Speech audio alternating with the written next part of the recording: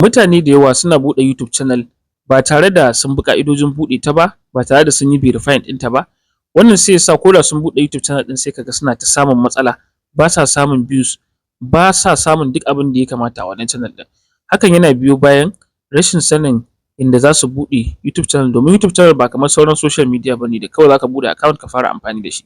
Akwai ƙa'idojin da suke buƙata wanda sai ka bi su sannan channel ɗinka ta zama full functional, ta yanda da ka ɗaura bidiyo zai ringa tafiya viral. Sannan akwai settings ɗin da duk za ka yi mata kafin ta saitu.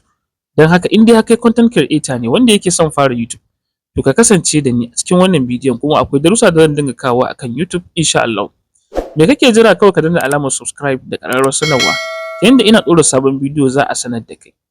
Don haka ba tare da ɓata lokaci ba, ina muku maraba da zuwa wannan channel tamu ta koyar da technology, kuma mu shiga cikin bidiyon domin ganin yadda za mu buɗe sabuwa kuma halastacciyar YouTube channel wacce za ta ringa aiki ba tare da ɓata lokaci ba. Mu shiga cikin bidiyon. So domin ka buɗe channel da fari dole kana buƙatar Gmail, domin da Gmail ne ake amfani wajen buɗe kowace YouTube channel. So abu na farko da za ka yi shine za ka zo ka shiga Chrome ɗinka, kamar da kuke gani za ka shiga Chrome. So bayan ka shiga Chrome sai ka zo sai ka yi searching www.youtube.com. To gashi na riga ya kawo mun, sai ka taɓa shi.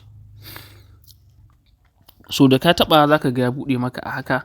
So idan ya buɗe maka ka ga bai buɗe maka farfajiyar gaba ɗaya ba, sai ka zo wajen desktop site ka taɓa. In kuma ya buɗe maka kamar yadda ya buɗe mun, shi kenan. Abin da kake buƙatar kai a nan shine za ka zo daga nan wajejen, daga nan sama ga wani guri nan alama N, wannan profile ɗin. Wannan gurin mai alamar profile shi za ka taɓa. So da ka taɓa za ka ga ya kawo maka nan daga gefe. So idan ya kawo maka nan, abin da kake buƙata kai a nan shine wannan email ɗin da kuke gani, ban taɓa buɗe YouTube channel da shi ba, da haka ya ban dama ne creating channel. Amma da a ce na taɓa buɗewa, kawai sai dai nuna min view channel. So tunda ban taɓa ba, kawai zan danna wajen create channel domin na ƙirƙiri sabuwar channel. Idan kuma ba Gmail a kai, sai ka ɗora Gmail ɗin da kake so ka buɗe YouTube channel da shi, shine zai nuna maka kamar haka. So sai ka danna create channel ɗin, kana dannawa daga nan ƙasa za ka ga ya kawo ka nan, zai nuna maka select a picture.